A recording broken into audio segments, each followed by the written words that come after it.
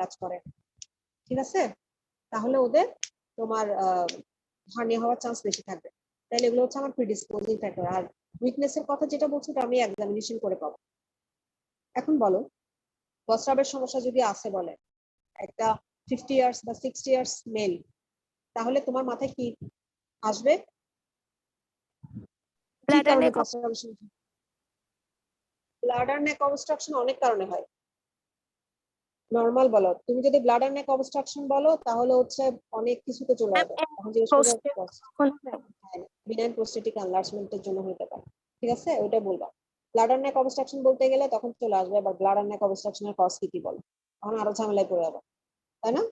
তারপর বলতে sir prostate এনলার্জমেন্টের জন্য হতে পারে, সেটা বিনাইন হোক বা মেলিগন্যান্সি। আর যদি একটা 25 অথবা 30 ইয়ার্স মেল প্রস্রাবের সমস্যা বলে তাহলে মাথায় কি স্ট্রাইক করবে? Ma'am meatal stenosis. স্টেনোসিস, তারপর ইউরেথ্রাল স্ট্রিকচার, যে কোনো কারণে, ঠিক আছে? যে কোনো কারণে মানে হচ্ছে কি কোনো সেক্সুয়াল ট্রান্সমিটেড ডিজিজের জন্য হতে পারে, গনোরিয়া, সিফিলিস এগুলোর জন্য হতে পারে, ঠিক আছে? আচ্ছা, এবার গেলাম, এটা প্রিডিসপোজিং ফ্যাক্টর গুলো গেল। যাওয়ার পরে তুমি কি করবা? পেশেন্টকে এক্সপোজ করতে হবে। এক্সপোজারের জন্য হচ্ছে কি পেশেন্টকে তুমি কাপড় খুলে দিবা না, পেশেন্ট নিজে খুলবে এবং তুমি হেল্প করবা, ঠিক আছে? কিভাবে বলছিলাম, লুঙ্গিটা 2 হাত দিয়ে সামনে দিয়ে ঝুলাই দিবে, নিচের থেকে তুলবা না কাপড়, উপর থেকে। পেশেন্ট যদি বসে থাকে দাঁড়ায় এক্সামিনেশন করবা, পেশেন্ট যদি শুয়ে থাকে শোয়ার মধ্যে এক্সামিনেশন করবা। তাহলে ফার্স্টে হচ্ছে কি করব আমি ইনস্পেকশনে? ফার্স্টে হচ্ছে পেশেন্টকে বলবো আপনি উপরের দিকে তাকায় একটা কাশি দেন, ভিজিবল কাফ ইম্পালস দেখলাম। দেখার পরে কোথায় আছে আমরা একটা সোয়েলিং এ যা যা দেখি, সাইজ, শেপ, ওভারলাইং স্কিন, এসব দেখি, তাই না? এগুলো দেখে ফেলবো, সাথে ভিজিবল কাফ ইম্পালস দেখি। এরপর আসো পালপেশনে কি করবো।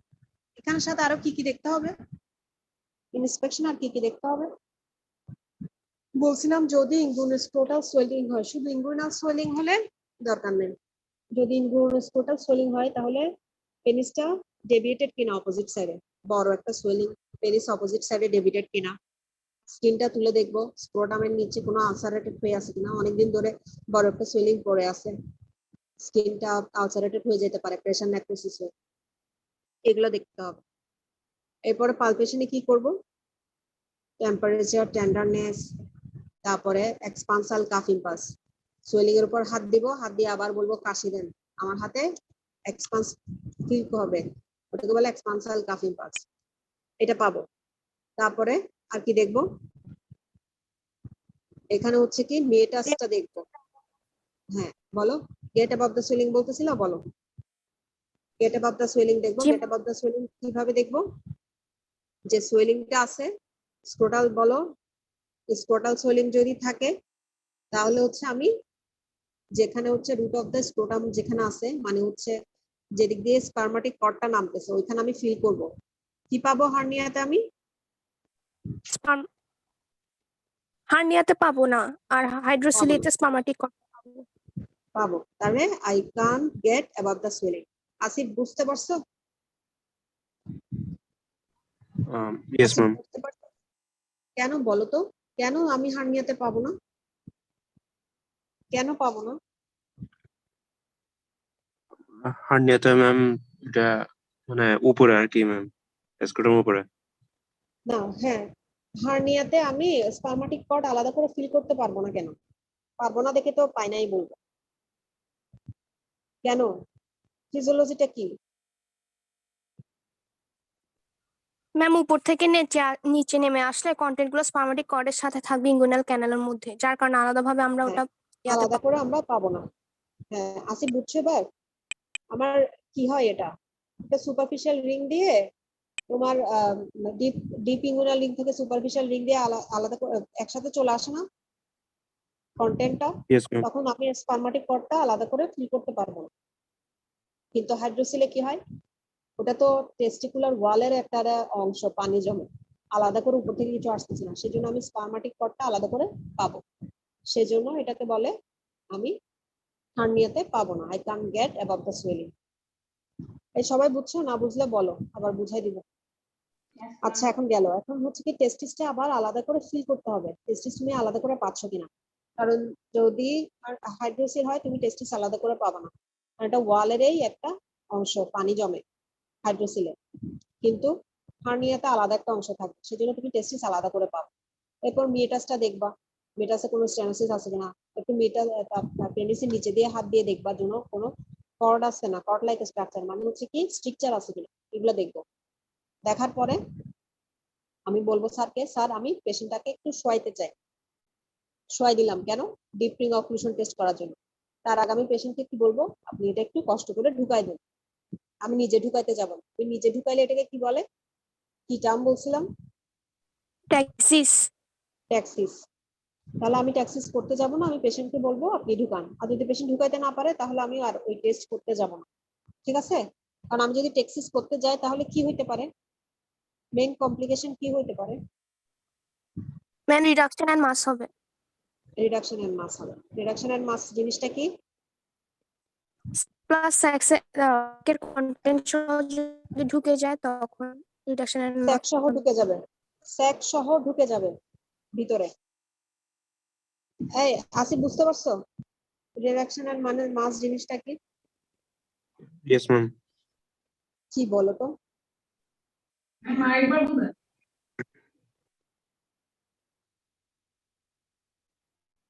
আসিফ বলো তো কি, মানে স্যাক সহ ঢুকে গেলে এটার সমস্যাটা কি? বললো না ও স্যাক সহ ঢুকে যাবে, তাহলে সমস্যা কি হইতে পারে?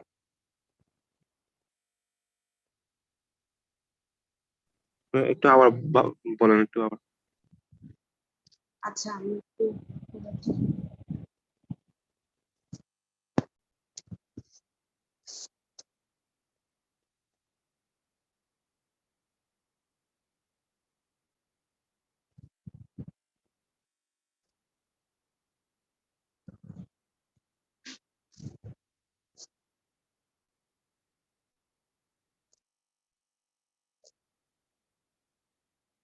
ধরো হচ্ছে, এটা হচ্ছে স্যাক, স্যাকটা এরকম, স্যাকটা কি জিনিস, এটা একটা পেরিটোনিয়ামের একটা লেয়ার, পেরিটোনিয়ামটা একটা স্যাক ফর্মেশন করে। তাহলে এখানে ধরো গাট আছে,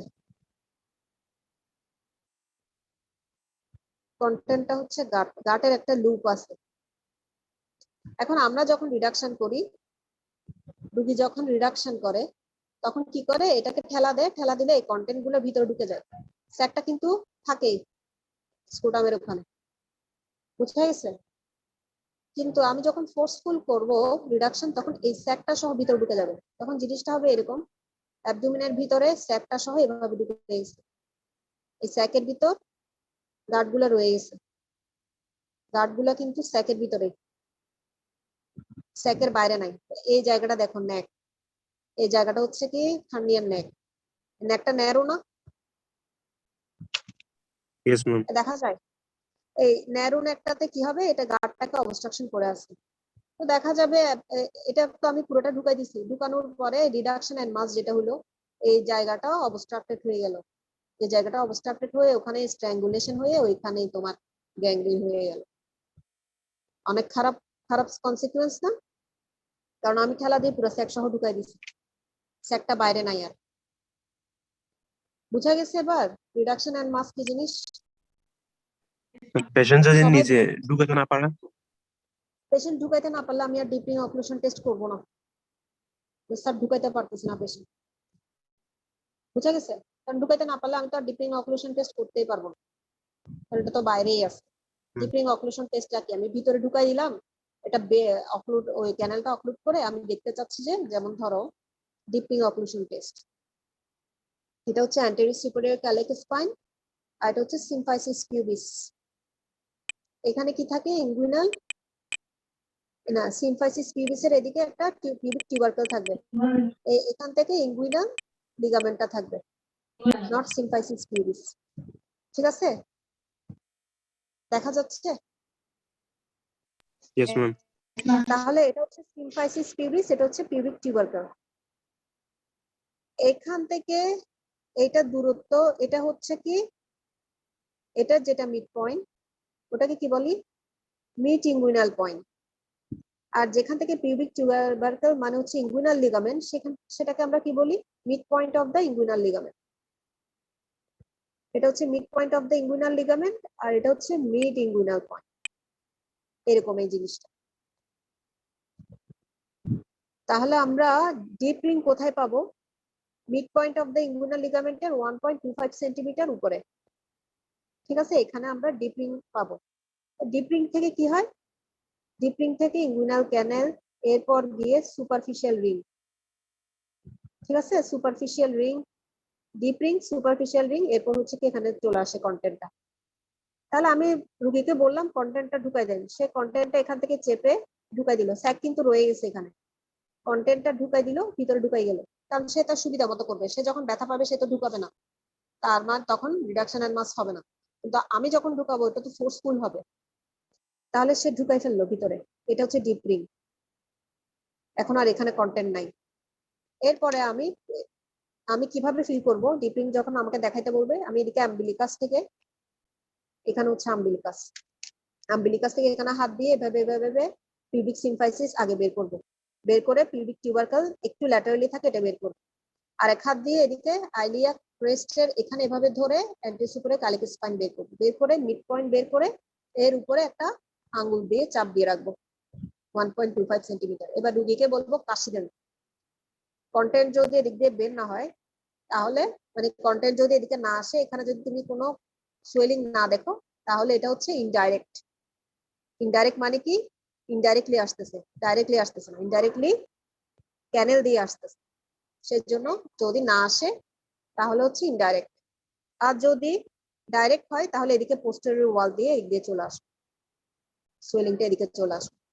এটা হচ্ছে ডাইরেক্ট। তার মানে আমি যদি ডিপ রিং অক্লুশন করি তারপরেও যদি সোয়েলিং চলে আসে, তাহলে এটা হচ্ছে ডাইরেক্ট। এবার ক্লিয়ার? বুঝছো? সবাই বুঝছো? জি ম্যাম। Yes, ma'am. বাকিরা সবাই বুঝছো? Yes, Ishrat, ma'am. Yes, ma'am. ওয়াসিকা, ওয়াসিকা বুঝছো?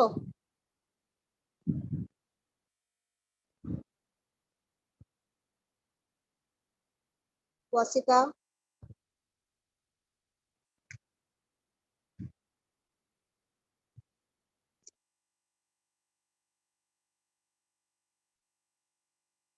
ওয়াসিকা বুঝো নাই? কথা বলে না। আচ্ছা শুনো, কোন কোন বইয়ে দেখবা যে কি মিটিংগুইনাল পয়েন্টটা মিটিংগুইনাল সরি ডিপ রিংটা মিটিংগুইনাল পয়েন্টের উপরে, বুঝছো? কিন্তু তোমরা বলবা mid point of the inguinal লিগামেন্টের উপরে, ঠিক আছে?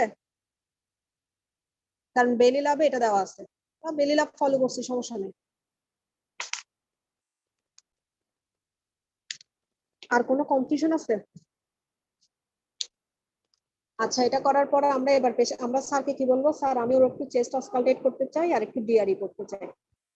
ডিআরই কেন করবো? স্যার প্রস্টেট একটু দেখতে চাই। বা কোনো পেশেন্ট যদি কনস্টিপেশন বলে তাহলে অ্যানাল টুল দেখবো কেমন, ঠিক আছে? এই তো, এই হচ্ছে হার্নিয়ার এক্সামিনেশন। আর কোনো কনফিউশন আছে? এবার এখান থেকে তোমাদেরকে জিজ্ঞেস করবে, অ্যানাটমিতে চলে যাবে। ডিপ ইঙ্গুইনাল রিং কোথায় থাকে, ডিপ ইঙ্গুইনাল রিং কিভাবে ফর্ম হয়, সুপারফিশিয়াল ইঙ্গুইনাল রিং কেমনে ফর্ম হয়, তারপর ইঙ্গুইনাল ক্যানেলের বাউন্ডারি বলো, এন্টেরিয়র পোস্টেরিয়র উপরে কি থাকে ফ্লোরে কি থাকে, দেখে একজন একজন বলে ফেলো তো।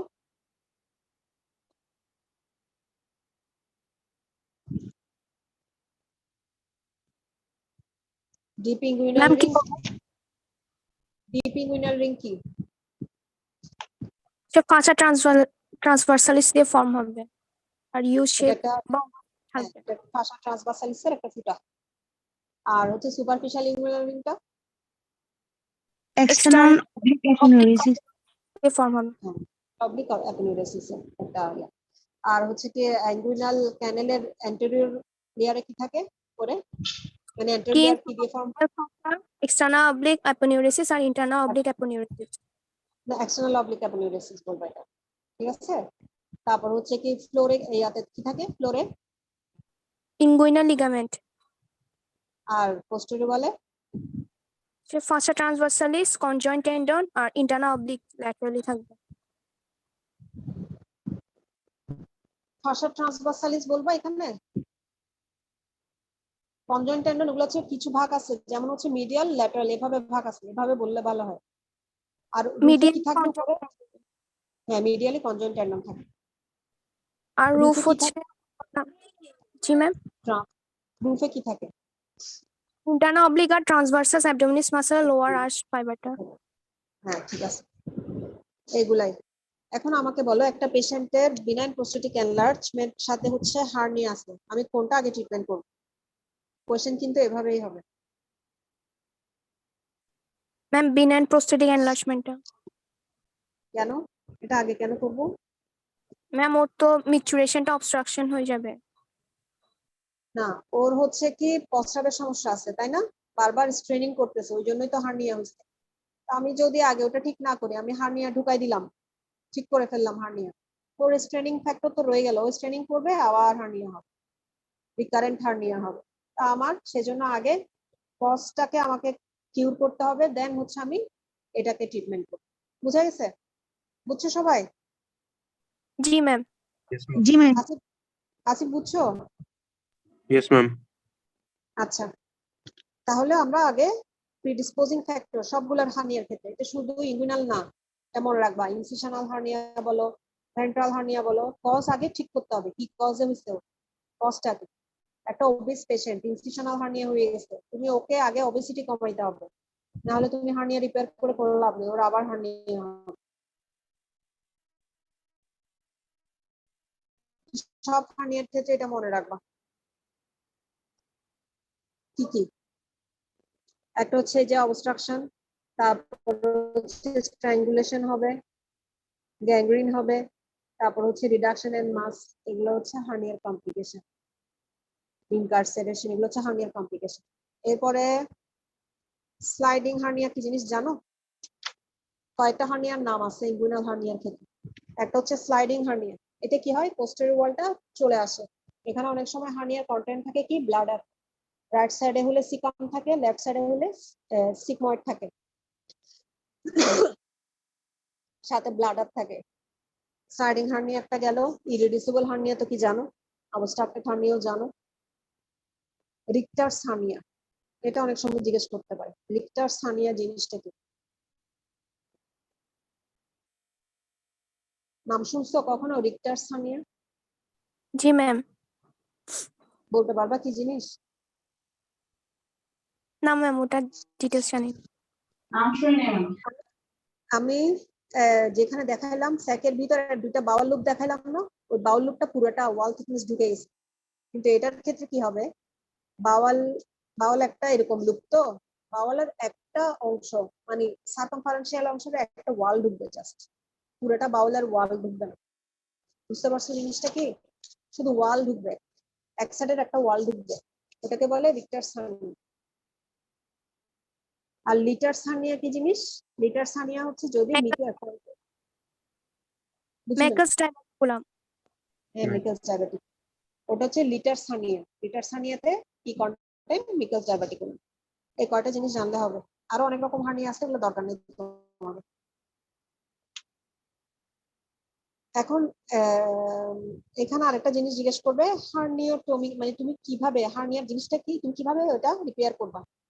একটা কি করবা, হার্নিয়ার স্যাকটাকে আইডেন্টিফাই করবা, ফার্স্টে তো ওপেন করলা, ওপেন করার পর হার্নিয়ার স্যাকটাকে আইডেন্টিফাই করতে হবে। স্যাকটা আইডেন্টিফাই করার পরে হয় স্যাকটা বেঁধে কেটে ফেলবো, যেটাকে হার্নিওটমি বলি, অথবা হার্নিয়ার স্যাকটা আমি রিডাকশন করে ভিতরে ঢুকাই দিব, ঠিক আছে। এরপরে করার পর হয় আমি স্ম্যাশ দিব, না হলে আমি পোস্টার ওয়ালটা স্ট্রেংথেনিং করব, রিপেয়ার করব, হয় রিপেয়ার করব না হলে ম্যাশ দিব। এই হচ্ছে আমার প্রিন্সিপাল, কিভাবে একটা হার্নিয়া রিপেয়ার করব। কিভাবে কিভাবে করা যায়, একটা হচ্ছে ল্যাপারোস্কোপি, আর একটা হচ্ছে ওপেন, জিজ্ঞেস করতে পারি এগুলো কিভাবে কিভাবে করবো, একটা হচ্ছে ওপেন করবো, আর একটা হচ্ছে ল্যাপারোস্কোপি। ল্যাপারোস্কোপি প্রসিডিউরের নাম কি, নাম কি?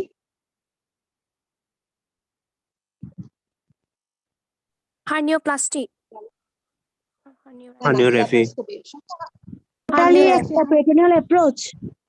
হ্যাঁ হ্যাঁ হ্যাঁ এটাই জানতে চাচ্ছিলাম ল্যাপারোস্কোপি দুটো নাম আছে হার্নিওগ্রাফি হার্নিওপ্লাস্টি তখন আমি যা বলছি প্রিন্সিপাল এগুলাই আমি তোমাদেরকে টার্মটা বলি নাই আর কি হার্নিওগ্রাফি মানে হচ্ছে কি আমি প্রস্টারওয়াল স্ট্রেংথেনিং করব আর হার্নিওপ্লাস্টি বললাম যে ম্যাচ দিব এটাকে বলে হার্নিওপ্লাস্টি ঠিক আছে আর ল্যাপারোস্কোপিকে দুইটা টার্ম আছে একটা হচ্ছে টিইপি আর একটা হচ্ছে টিএপিপি টিএপিপি আর একটা হচ্ছে টিইপি এই টার্মগুলো মনে রাখিও সাইফুল স্যার থাকলে উনি জিজ্ঞেস করুন তাহলে টিইপি মানে কি টোটালি এক্সট্রা পেরিটোনিয়াল ওই অ্যাপ্রোচে যাব আমি আর টিএপিপি কি trans abdominal pre-peritoneal Pre-peritoneal approach. হ্যাঁ এই দুটো অ্যাপ্রোচে আমি ল্যাপারোস্কোপি করতে পারি শুধু টার্মগুলো মনে রাখো আর বেশি কিছু জিজ্ঞেস করলে ওগুলোর জন্য ফেল করাবে না যেমন এবারে ল্যাপারোস্কোপি থেকে অনেক কিছু ধরছিল উনি ওনার খুব প্রিয় তো ল্যাপারোস্কোপিক হার্নিয়া খুব প্রিয় ওনার সেজন্য ধরছিল কিন্তু এগুলোর জন্য ফেল করাবে না বুঝা গেছে পারলে ভালো নাম্বার দিবে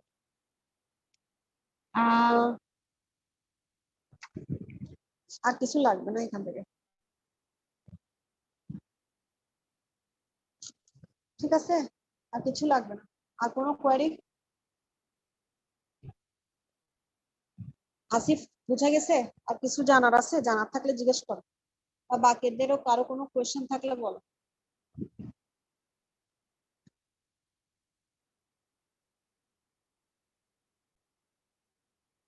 আছে কারো কোনো কোয়েশ্চেন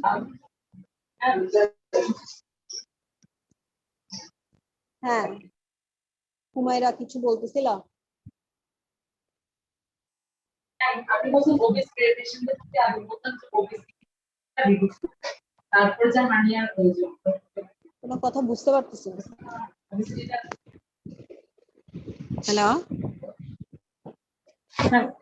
ম্যাম ওই যে ওবিস পেশেন্টদের ক্ষেত্রে আপনি বলছেন না যে আগে ফার্স্টে ওবেসিটিটা মানে রিডিউস করতে হবে তারপরে যে হার্নিয়া মানে ঠিক করতে হবে কিন্তু ম্যাডাম তাহলে ওই ওবেসিটিটা তো ম্যাডাম রাতারাতি করা যাবে না এটা তো আস্তে আস্তে করতে হবে না wait কতদিন কি করতে হবে। না তার হার্নিয়ার এই প্রবলেমটা থেকে যাবে না এটা আমি বলছি ইনসিশনাল হার্নিয়ার ক্ষেত্রে ইনসিশনাল হার্নিয়া সাধারণত অবস্ট্রাকশন কম হয় কারণ কেন ওটা অনেক বড় একটা মানে ন্যারো নেক থাকে না ওদের ঠিক আছে ন্যারো নেক থাকে না ওদের নেকটা মানে ওপেনিংটা অনেক বড় থাকে সেজন্য অবস্ট্রাকশনের চান্স কম থাকে বুঝা গেছে কারণ আমি যদি ওবেসিটি না কমাই ওকে আমি হার্নিয়া রিপেয়ার করে দিলাম ওরা আবার হবে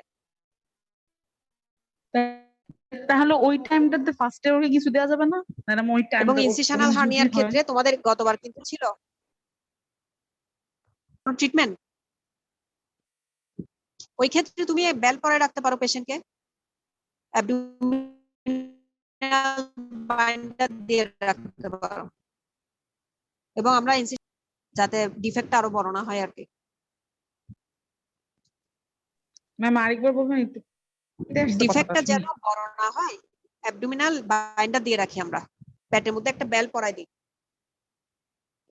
সে যাই কাজ করবে না কেন অ্যাবডোমিনাল বাইন্ডার পরে কাজ করবে আচ্ছা ইনসিশনাল হার্নিয়াটা একটু বলি ইনসিশনাল হার্নিয়া তোমাদের এবার ছিল কিন্তু একটা মহিলা ছিল 20 বছর আগে ওর সিজারিয়ান সেকশন ছিল সিজারিয়ান সেকশন আগে কিন্তু মিড লাইন দিয়ে করতো তোমাদের মাদের ক্ষেত্রে দেখবা ফিনান স্টাইল ইনসিশন দেওয়া নিচে দিয়ে দেওয়া মানে নিচে দিয়ে ট্রান্সভার্স দেখছো কিনা কারো মায়ের পেটে দেখছো ম্যাম সবাই তো নিশ্চয়ই নরমাল হও নাই না হইছি ম্যাম নরমাল হইছে ম্যাডাম কেউ সিজারিয়ান সেকশন নাই ম্যাম কি আঠা বলে? দিয়ে লাগাইছে এজন্য তো বুঝা যায় না মানে সিলাই দেন আঠা দিয়ে লাগাইছে আমার ভাইয়ের সময় ছিল ওই টাইমে না সেলাই না থাকুক না ইনসিশন মার্কিং তো থাকবে তো ভাইয়ের বউয়ের ক্ষেত্রে দেখছো না ইনসিশনটা কোথায় ফিনান স্টাইল ইনসিশন বলে ভাইয়ের এটাকে বোন না তাহলে আম্মুর ক্ষেত্রে ও আচ্ছা তোমার আম্মার ক্ষেত্রে তো ইনসিশনটা কিরকম মানে ধরো আমি তোমাকে বলি অ্যাবডোমেনটা দেখায়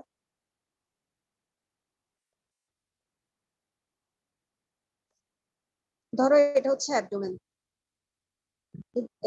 এটা হচ্ছে আম্বিলিকাস সিম্পাইসিস পিউবিস এটা ঠিক আছে ইনসিশনটা কিরকম ছিল এগুলাকে বলি আমরা মিড লাইন ইনসিশন যখন আমরা মাঝখানে দিই এটাকে বলি mid line incision upper mid line lower mid line আম্বিলিকাসের নিচে হলো আমরা লোয়ার মিড লাইন বলি এখন ইনসিশনটা কি তোমরা এরকম দেখছো এটা হচ্ছে ক্রিজ লাইন ইনসিশন থাকে সিম্পাইসিস পিউবিসের উপরে যে ট্রান্সভার্সটা দেখছি ম্যাডাম, যেটা আপনি দেখেন এটা এই দেখছি। নিচেরটা, ট্রান্সভার্সটা। এটাকে বলে, হ্যাঁ এটাকে বলে ফ্রেনেন স্টাইল ইনসিশন। ঠিক আছে, গাইনিতে সবসময় এই ইনসিশন দিয়ে ওরা কাজ করে। কিন্তু একদম অনেক আগে যখন ফার্স্টে সিজার হতো তখন ওরা লোয়ার মিড লাইন দিয়ে করতো।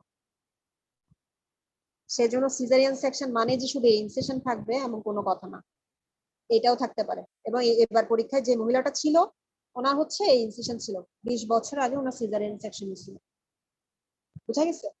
তারপরে এইখানেই ওনার হার্নিয়াটা হয়েছে, ডেভেলপ করছে। তবে এখানে করলেও কিন্তু এখানে হার্নিয়া হইতে পারে। ওরা কি করে, ওরা যখন এই ইনসিশনটা দেয় একটু ছোট করে দেয়। আমার তো ছোট করে ইনসিশন দেওয়ার দরকার নেই, আমি একটু বড় ইনসিশন দিই। ওরা ইনসিশনটা দিয়ে যখন রেকটাসটাকে টানাটানি করে, দুই দিক থেকে ধরে টানাটানি করে, টানাটানি করলে এদিক থেকে রেকটাসটা মানে লিনিয়াল বাটা ছিঁড়ে উপর দিয়ে চলে যায়। তাহলে এটা দেখা যায় যে পরে হার্নিয়া হয়। তো সেজন্য আমি একটু ইনসিশনটা বড় করে দিই, মাথাটা যেন বের হয় এদিকে, বাচ্চার মাথা যেন বের হয়। আচ্ছা, যেটা বলতেছিলাম আগে ওদের এখানে করতো এবং ওই মহিলার এখানে ছিল, ওটা ছিল 20 বছর আগে সিজারিয়ান সেকশন। তাহলে ওই পেশেন্টের ক্ষেত্রে তুমি কি নিবা, হিস্ট্রি নিবা? তুমি ওখানে একটা স্কামার, একটা ইনসিশনাল হার্নিয়া যখন ডেসক্রাইব করবা, ডেসক্রিপশন কিন্তু নিজে প্র্যাকটিস করতে হবে। এটাতে আমি তোমাদেরকে কোনো সাহায্য করতে পারবো না, নিজে প্র্যাকটিস করবা। ধরো কোনো একটা ছবি, তোমাদের তো এখন পেশেন্ট নাই সামনে, তোমরা একটা ছবি দেখলাম ইনসিশনাল হার্নিয়া, মোবাইলেই তো ছবি পাওয়া যায়, তখন নিজে ডেসক্রাইব করলা, this is there is a swelling in the abdomen, lower abdomen, size এত এত, যা যা আছে এগুলো সব ডেসক্রাইব করলা, নিজে প্র্যাকটিস করতে হবে। এখন এই পেশেন্টকে আমরা কি জিজ্ঞেস করব? আমাকে এখানে দুইটা জিনিস দেখতে হবে, একটা ইনসিশন মার্কও দেখতে হবে, সাথে সোয়েলিং, দুইটারই কিন্তু বর্ণনা দিতে হবে। তাহলে আমি ইনসিশন মার্কটা দেখা যাচ্ছে লোয়ার অ্যাবডোমেনে, মিডলাইন ইনসিশন দেখা যাচ্ছে, চোখে দেখা যাচ্ছে, 20 বছর ধরে তার হার্নিয়া। তাহলে স্কিনটা একদম পাতলা হয়ে গেছে, দেখো কিন্তু এটা কিন্তু অবস্ট্রাকশন হয় নাই। ওই যে বললাম ওদের ডিফেক্টটা অনেক বড় থাকে, ন্যারো ডিফেক্ট থাকে না। ইনগুইনাল হার্নিয়া যেমন ন্যারো নেক থাকে, এখানে এরকম না, এটা ডিফেক্টটা বড় থাকে, সেজন্য অবস্ট্রাকশনের কম হয়, চান্স কম হয়। যদি নেক ন্যারো হয় সেক্ষেত্রে হয়। তাহলে স্কিনটা একদম পাতলা হয়ে গেছে, এখানে ভিজিবল পেরিস্টালসিস থাকে, তোমার গার্ডগুলা যে পেরিস্টালসিস হচ্ছে এগুলো দেখা যায় উপর থেকে, স্কিনটা একদম ক্লিনিং হয়ে যায়, অনেকদিন ধরে আছে সেজন্য। সবকিছু মিলাইয়ে এটা হার্নিয়া। তো এখন তুমি পেশেন্টকে জিজ্ঞেস করবা কি সমস্যা, তো দেখতেই পাচ্ছ চোখে, কতদিন ধরে, আপনার এখানে আগে কি অপারেশন হয়েছিল, কতদিন আগে অপারেশন হয়েছিল, একবারে কিন্তু কোশ্চেন জিজ্ঞেস করে ফেলবা, সে হিস্ট্রি দিয়ে দিবে। তারপর তুমি বুঝতেই পারছো এটা ইনস্টিটিউশনাল হার্নিয়া। এরপর জিজ্ঞেস করবা তুমি ওই প্রিডিসপোজিং ফ্যাক্টর কিছু আছে কিনা। সবার তো অপারেশনের পর ইনস্টিটিউশনাল হার্নিয়া হচ্ছে না, কিছু মানুষের হচ্ছে। কেন হচ্ছে? ওবেসিটি তো আর জিজ্ঞেস করার দরকার নেই, কি জিজ্ঞেস করবা, একই রকম কাশি, প্রস্রাবের সমস্যা বা পায়খানার সমস্যা আছে কিনা। আরেকটা ইম্পর্টেন্ট জিনিস জিজ্ঞেস করতে হবে, আপনার অপারেশনের পরে কোনো ইনফেকশন হয়েছিল। দেখা যায় যাদের অপারেশনের পরে ওন্ড ইনফেকশন হয় ওদের কিন্তু ইনসিশনাল হার্নিয়া চান্স অনেক বেশি। আর মিডলাইন ইনসিশন গুলাতে ইনসিশনাল হার্নিয়ার চান্স অনেক বেশি। কেন? লোয়ার মিডলাইনে বেশি। একটা মানুষ যখন দাঁড়াবে পুরো প্রেশারটা কিন্তু লোয়ার অ্যাবডোমেনে যায়, তাই না? মানে গার্ডগুলো কোন দিকে ঠেলা দিবে, গার্ডগুলো নিচে পড়ে যাবে না, তখন লোয়ার অ্যাবডোমেনে প্রেশারটা দিবে। এবং যখন প্রেশারটা পড়ে ওই প্রেশারটা ডিস্ট্রিবিউট হয় কিন্তু ট্রান্সভার্সলি। একটা লংগিটিউডিনাল ইনসিশন থাকলে ট্রান্সভার্সলি যদি ডিস্ট্রিবিউট হয় তাহলে ওটা এমনিতেই ফাঁকা হয়ে যায়, বুঝা গেছে? আর আর্কুয়েট লাইনের নিচে কি হয়, পোস্টেরিয়র একটা শীটটা কিন্তু ডেফিসিয়েন্ট থাকে, এটা জানো তো, পোস্টেরিয়র একটা শীট ডেফিসিয়েন্ট থাকে, সেজন্য হার্নিয়া চান্স বেশি। এগুলো জিজ্ঞেস করবো কেন এখানে হার্নিয়া হচ্ছে। তাহলে আমার কোয়েশ্চেন চলে গেল। কোয়েশ্চেন যাওয়ার পর আমরা অ্যাজ ইউজুয়াল পেশেন্ট ইনস্পেকশনে যা যা আছে, স্কারটা দেখবো কিরকম, ওখানে ও অ্যাবডোমেনের অন্য কোনো কিছু আছে কিনা, অন্য কোনো স্কার মার্ক আছে কিনা, অন্য কিছু আছে কিনা, এগুলো দেখতে হবে। ভিজিবল কাফ ইম্পালস দেখতে হবে। এরপর আবার এক্সপানসাইল কাফ ইম্পালস দেখতে হবে, পালপেশনে গিয়ে স্কারটা একটু ফিল করতে হবে, স্কারে কিছু আছে কিনা, স্কারে কোনো টেন্ডারনেস আছে কিনা। অনেক সময় নার্ভ এন্ট্রাপ্ট হয়ে গেলেও এখানে টেন্ডার হইতে পারে। এরপরে আরেকটা ইম্পর্টেন্ট পয়েন্ট, তোমাকে ডিফেক্ট দেখতে হবে কতটুকু। ডিফেক্ট কিভাবে দেখবো, আমি এটা ঢুকাই দিব, পুরো বাওয়ালটা ঢুকাই দিব, আস্তে আস্তে করে ঢুকাই দিব। ঢুকানোর পরে এই যে আঙ্গুলের ডিরেকশন থাকবে এরকম, পেশেন্টকে বলবো আপনি একটু মাথাটা তুলেন, বা পা নিচে থাকলে পা ওই যে ল্যাক রাইজিং টেস্ট তুলেন, তখন মাসেলটা টট হয়ে গেলে আমি ডিফেক্টটা ভালো বুঝতে পারবো। এই পেশেন্টের ডিফেক্ট আমার আঙ্গুলে 4 আঙ্গুল ঢুকে গেছিল, যে পেশেন্টটা ছিল পরীক্ষায়, এক আঙ্গুল হচ্ছে 1.5 সেন্টিমিটার, তাহলে 4 আঙ্গুল কত হয় ডিফেক্ট?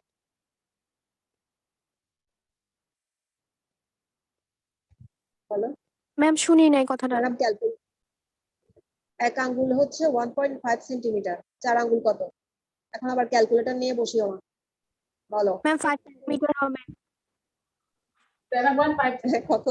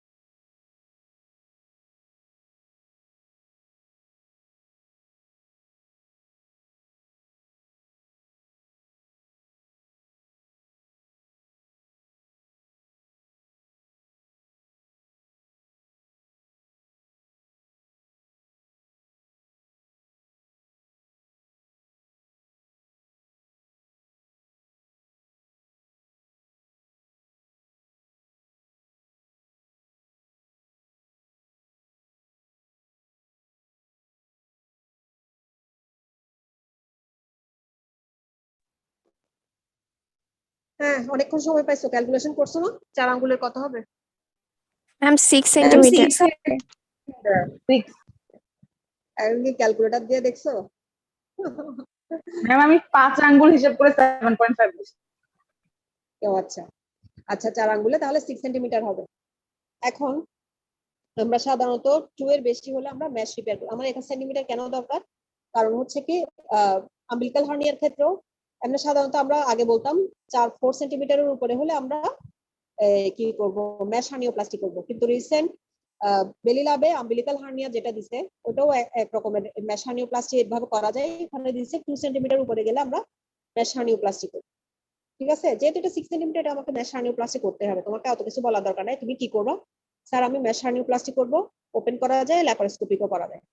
ঠিক আছে, এক্সামিনেশন কিন্তু এতটুকুই, অ্যাজ ইউজুয়াল আগের মতো কোমরবিডিটি গুলোও দেখতে হবে।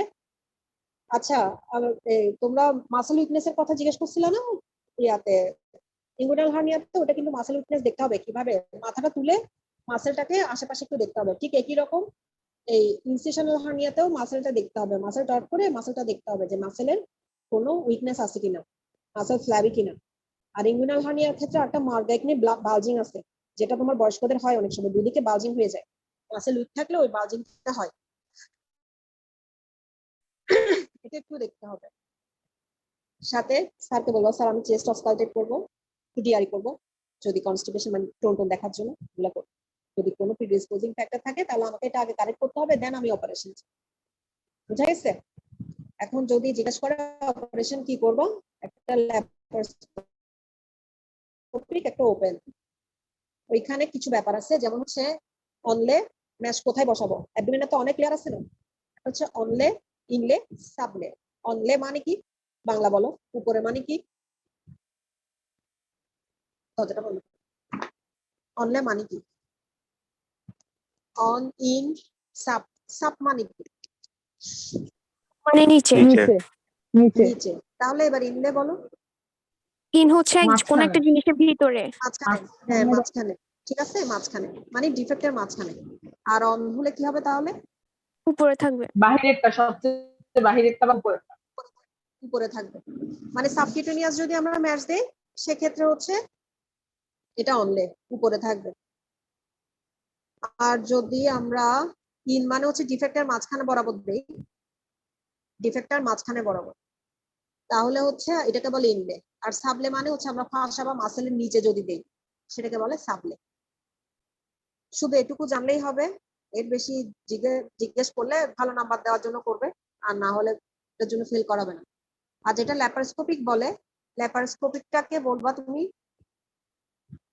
ল্যাপারোস্কোপিককে বলবা আইপম, একটা টার্ম মাথায় রাখবে, এটা তো টিপি মতো আর কি।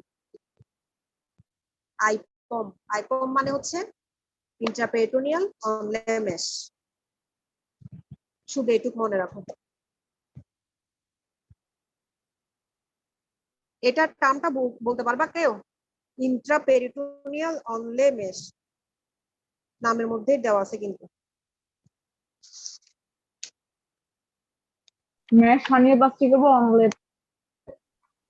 হ্যাঁ অনলে মানে এটা ইন্ট্রাপেরিটোনিয়াল, পেটের ভিতর ঢুকবো, পেটে ঢুকে এরপর হচ্ছে উপরে দিয়ে দিব, এর জন্য এটাকে বলতেছে অনলে, ইন্টারপেরিটোনিয়াল অনলে মেশ। আইপম শুধু নাম মনে রাখবো, বাস আর কিছু নাই।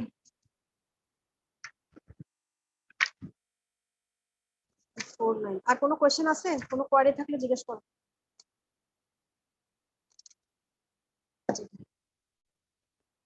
কি কি দেখবো? একটা পোস্ট অপারেটিভ ওয়ার্ড রাউন্ডের ডেইলি চেকলিস্ট, এগুলা দেখবো। এই যে কেয়ার অন দা ওয়ার্ড। আরেকটা আছে রিকভারি ফেজে কি দেখবো, এয়ারওয়ে ব্রিদিং, এখানে সুন্দর করে দেওয়া আছে। এটার সাথে বেলিলা, একদিনে পারবা তো?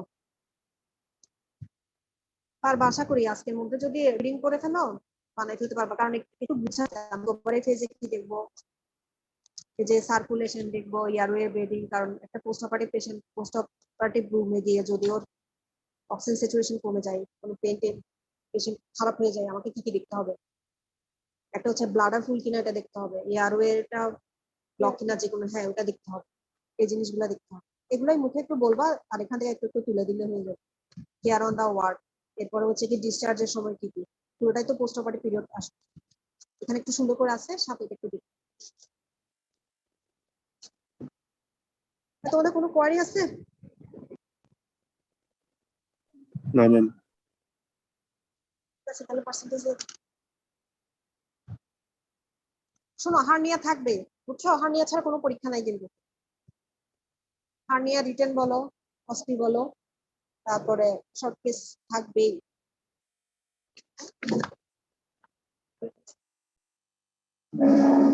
14 present ma'am. 15 present ma'am. Ma'am B গ্রুপের 18 ছাড়া সবাই প্রেজেন্ট। 18 ছাড়া সবাই পেয়েছে। আচ্ছা, আর এখানে বিতে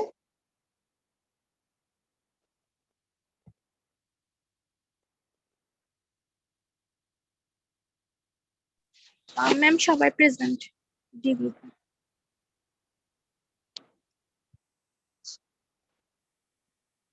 ঠিক আছে, তাহলে এখন কালকে কি পড়াবো বলো?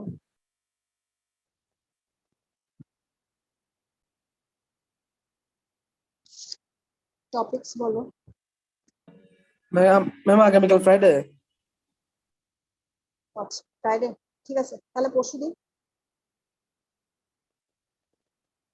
শনিবারে। ম্যাম তোমাদের কিন্তু সামনের মাসে মনে হয় আরএফএসটি আছে না?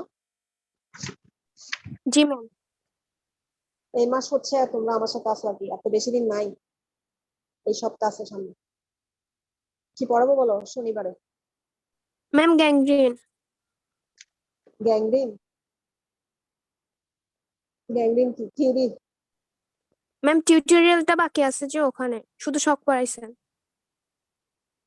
সব তো পড়াই নাই, সব কোথায় পড়াইলাম?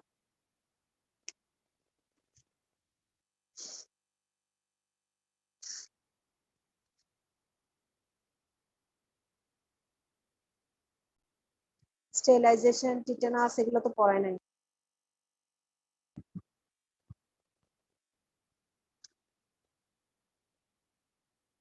স্টেরিলাইজেশন, টিটেনাস এগুলো পড়ছিল? না ম্যাম, শুধু শকটা বলছিলেন একদিন।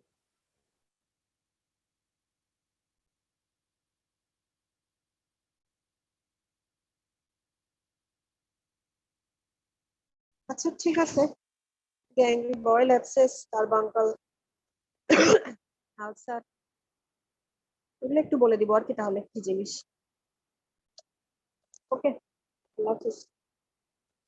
আসসালামু আলাইকুম ম্যাম। ওয়ালাইকুম আসসালামু আলাইকুম ম্যাম।